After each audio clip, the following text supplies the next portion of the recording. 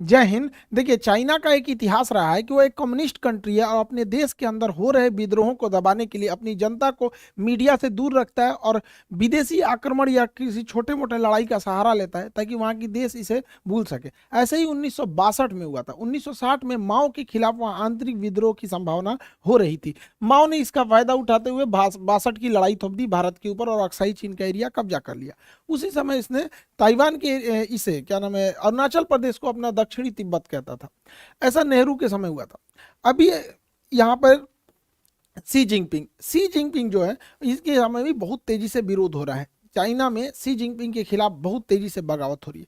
इसने भी वही सहारा लिया जनता का ध्यान भटकाने के लिए। इसने भी भारत से लड़ाई थोपने के लिए कई बार अक्सर उत्साह वाले काम किए हैं। अभी हाल में इसने तवांग में घुस गया। अरुणाचल प्रदेश का जगह है तवांग घाटी। तवांग में जहाँ बोमडीला दर्रा भी है, तवांग जिला में है, वहां पे चाइनीज सैनिक ऊपर आने लगे भारतीय पोस्ट पर। भारतीय सैनिकों ने ले डंडा मार के कपार फाड़ दिया है सब चाइनीज सबका। एक भी भारतीय को किसी भी तरह की गंभीर चोट नहीं आई है, ना ही कोई भारतीय सैनिक शहीद हुआ है। ये हमारे रक्षा मंत्री का खुद का संसद में दिया हुआ स्टेटमेंट था। और वहीं चाइनीज मीडिया इस पर एकदम चुप है। जब चाइनीज पिटाते हैं सब ना तो एकदम चुप हो जाते हैं। आपको याद होगा जो जून 2020 पिटाया था, 6 महीना बाद बोला था कि हाँ हम लोग पिटा गए। वो सब इतनी होता है, सब आके भाज रहा था, सब मार यहाँ पे लाठी लाठी का पार फाड़ दिया सब चाइनीज सबका। चाइना वहां से भाग निकला और अभी चाइना कुछ नहीं बोल रहा है। अपनी जनता का ध्यान भटकाने के लिए ये कभी ताइवान के ऊपर अटैक करता है, कभी ये भारत की ओर। अभी इसके जो फाइटर जहाज थे सब वो कई बार उत्तराखंड के पास में मडराने लगे सब। उत्तराखंड के पास मडराने के भी कई रीजन है। उत्तराखंड में अभी भारत और अमेरिका की सेना यहाँ बहुत करीब नंदा देवी पर्वत के पास आकर चाइना के पास युद्ध अभ्यास की। इसीलिए वो अपने ड्रोन को, और उसने सबसे बड़ा जो बमवर्षक जहाज बना है S-20 ये बमवर्षक जहाजों को भारत के सीमा के पास उड़ाते रहता है। तो भारतीय सेना भी अपनी वायु से एयरफोर्स को तुरंत एक्टिवेट कर देती है और एयरफोर्स भी ऊपर से जाके वार्निंग देने लगती है कि अगर इधर की ओर आओगे तो तुम्हारा भी इलाज कर दिया जाएगा बढ़िया से। चाइना को पता चल गया है कि भारत की अब विदेश नीति जो है काफी एग्रेसिव हो गई और ये होना भी चाहिए। हमें अपने दुश्मनों को पहचानने में क्षणिक भी देर नहीं करनी चाहिए। इंडियन एयरफोर्स अब काफी तेजी से चाइना का मुकाबला करने लगती है। चाइना के साथ समस्या ये है कि यहाँ पे तिब्बत है।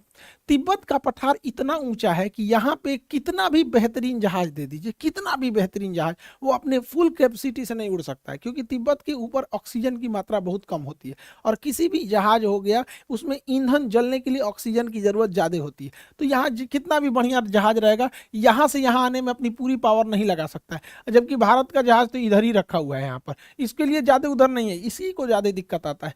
आपको पता होगा तिब्बत और हिमालय के ऊपर से कोई कमर्शियल जहाज जाते भी नहीं है सब यहाँ पे।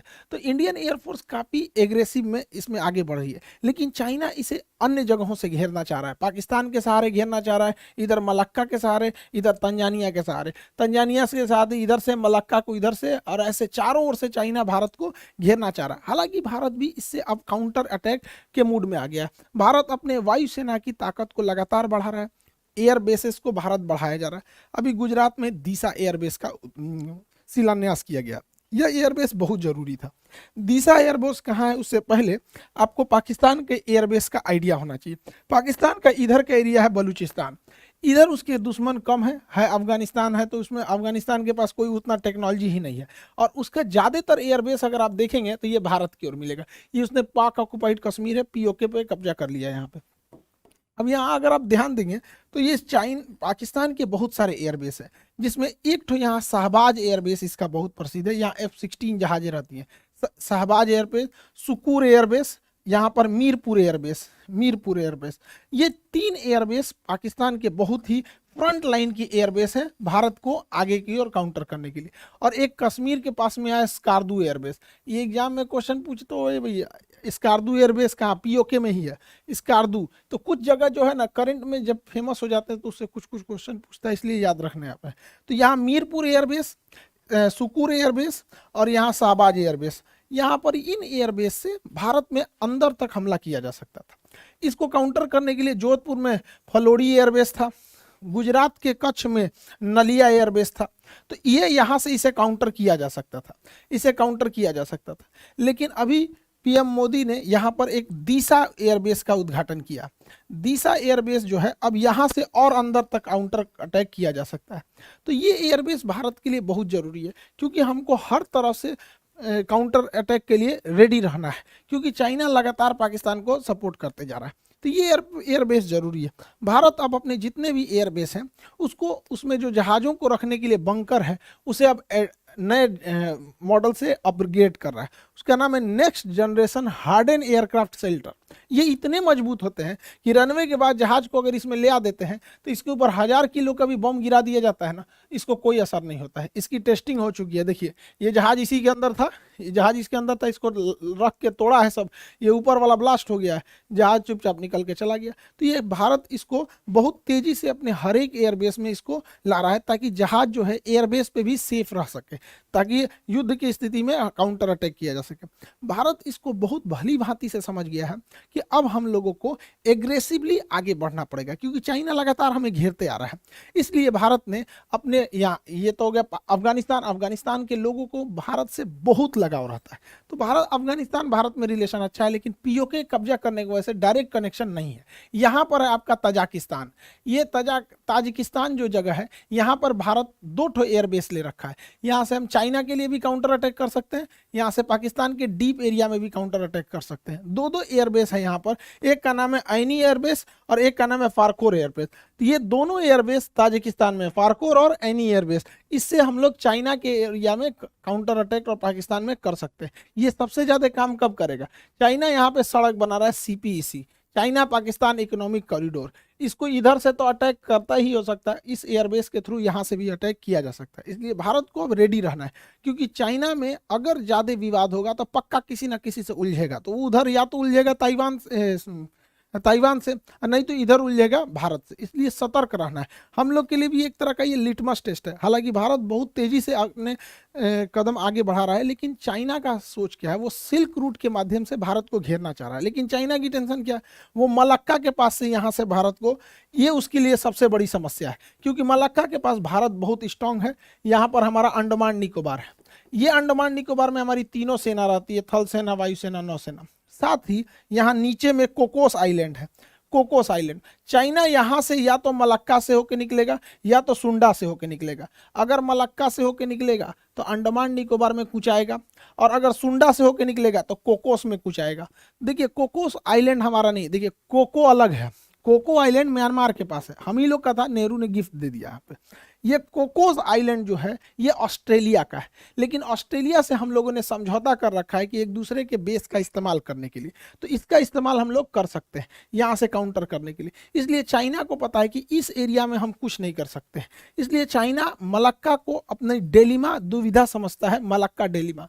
इसलिए वो डायरेक्ट इस एरिया से, समुंदर से घूम के नहीं आना चाहता है, वो डायरेक्ट सड़क के माध्यम से अपने सामान को यहाँ लाता है और इस रास्ते से निकल जाता है। यहाँ पे उसने बहुत बड़ी सड़क बना रखी है, इस सड़क के चारों ओर फैक्ट्री, पेट्रोल पंप, हॉस्पिटल्स, अलग अलग चीज़ों को खोल रखा है। इसका नाम है सीपीईसी। सीपीईसी को काउंटर करना भी बहुत जरूरी है, जो ग्वादर पोर्ट से जुड़ता है। यहाँ पर सीपीईसी के लिए यहाँ पर हमको ऐनी एयरबेस और फारखोर एयरबेस यहाँ से काउंटर कर देंगे, और यहाँ ईरान का चाबहार बंदरगाह हम इसे काउंटर करके आइसोलेट कर सकते हैं। इसलिए रेडी रहने के लिए ज़रूरी है। हालांकि भारत के पास इसके अलावा भी बहुत सारी संभावना है। यहाँ पर चाइना इतना तेजी से एक्सपांड किया कि अफ्रीका का देश है जिबूती में इसने अपना एक सैन्य अड्डा ले लिया। अब जिबूती समुद्र का इतना पतला रास्ता है कि अगर यहाँ स्वेज नहर से कोई भी जहाज यूरोप से आएगी तो उसे जिबूती से जाना ही पड़ेगा, और जिबूती पे उसने एक भाड़े पे सैन्य अड्डा ले लिया यहाँ पे। लेकिन अच्छी बात यह है कि जहाँ इसने सैन्य अड्डा लिया है वहाँ से थोड़ी ही दूरी पर फ्रांस का भी सैन्य अड्डा है, और हमारा और फ्रांस का समझौता है कि हम एक दूसरे के सैन्य अड्डे का इस्तेमाल कर सकते हैं। तो यहाँ ये पैसा दे के सैन्य अड्डा ले रहा है, भारत वहाँ ऐसे ही पहुँच सकता है। इसके अलावा जरूरी है भारत सरकार को कि यहाँ पे यमन में अभी अशांति फैली हुई है। यमन का यह सोकोत्रा आइलैंड भारत के लिए एक वरदान साबित होगा, क्योंकि अगर हमारा सोकोत्रा आइलैंड पर अब अगर प्रेजेंस बन गया तो यहाँ से हम ग्वादर बंदरगाह को काउंटर कर सकते हैं, यहाँ से हम जिबूती को काउंटर कर सकते हैं, और यहाँ से हमारी सप्लाई लाइन को भी कोई नहीं रोक सकता है। लेकिन अभी यमन के सोकोत्रा आइलैंड पर किसी का ध्यान नहीं गया है। यहाँ पे करना चाहिए, सरकार को आगे बढ़ना चाहिए। चाइना ने इतना ज़्यादा मात्रा में लोन दे रखा है अफ्रीकी देशों को कि उन्हें अपने कर्ज के जाल में फंसा लिया, और इस जाल में फंसाया बढ़िया से तंजानिया को। तंजानिया जो है, इसका एक जंजीबार द्वीप है जो दुनिया में सबसे ज़्यादा लौंग के उत्पादन के लिए प्रसिद्ध है।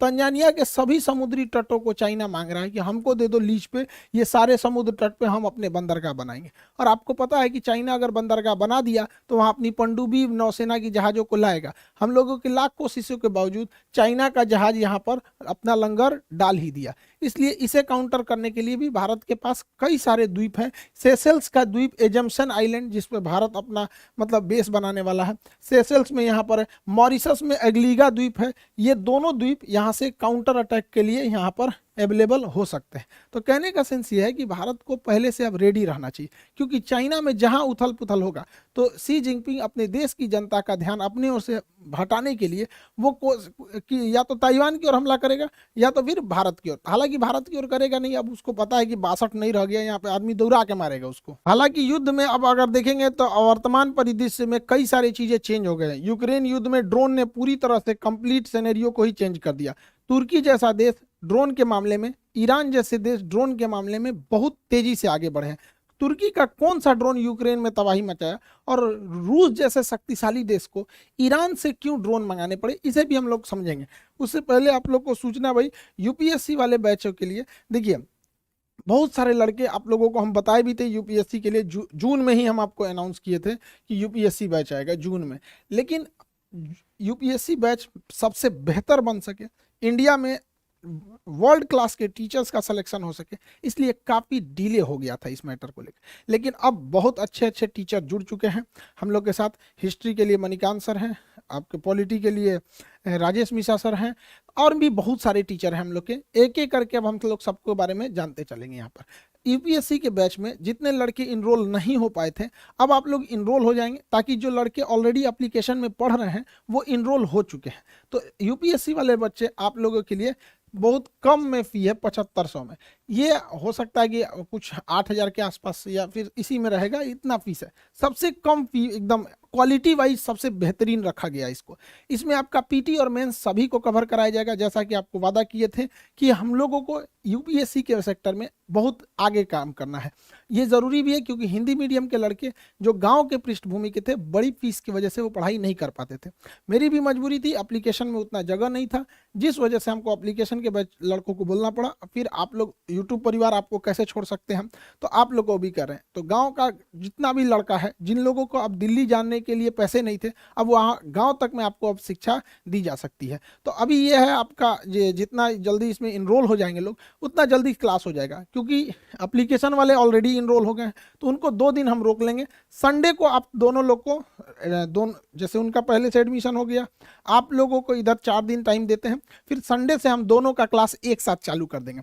तो जो लोग एप्लीकेशन पे ऑलरेडी जुड़ गए हैं, उन लोगों का क्लास संडे तक के लिए थोड़ा सा डिले किया गया, ताकि इन लोगों को भी एक साथ जोड़ के क्लास को आगे प्रोसीड किया जा सके। तो संडे से तक आप लोग को टाइम है। आप यूपीएससी में जितने नए लड़के हैं जुड़ेंगे, और एक एक करके आपको सारे टीचर से हम इंट्रोड्यूस कराते रहेंगे। आप लोगों को भी बहुत मजा आने वाला है। अब यूपीएससी में क्या है कि अब फीस कम होने की वजह से बहुत नॉर्मल फीस कर दी है। पहले आप जाएंगे तो 2-2.5 लाख रुपए फीस पड़ती है दिल्ली में। आप वैसे ही टीचर से जो दिल्ली में हैं, उन्हीं लोगों से एकदम बेहतरीन मार्गदर्शन में आप लोग शिक्षा लेंगे। और अब जो कहा जाता था हिंदी मीडियम के लड़कों का रिजल्ट नहीं होता था, तो अब बहुत सारे ऐसे लड़के थे जो गरीबी की वजह से नहीं शिक्षा ले पाते थे, अब उन लोगों के लिए भी एक मौका है। तो आई होप आप इसको समझे होंगे। अब एक एक करके हम आपको यूपीएससी के शिक्षक लोगों से मिलाते रहेंगे। आप लोगों से भी कहते हैं, मन लगा के पढ़ाई कीजिएगा, माँ बाप का सपना पूरा कीजिए, देश बदलिए, और कोशिश कीजिए कि जब अधिकारी बने तो एकदम जमीनी लेवल पे काम करें, ताकि देश आगे बढ़ सके। आई होप आप इसे समझे होंगे। मिलेंगे नेक्स्ट क्लास में। जय हिंद।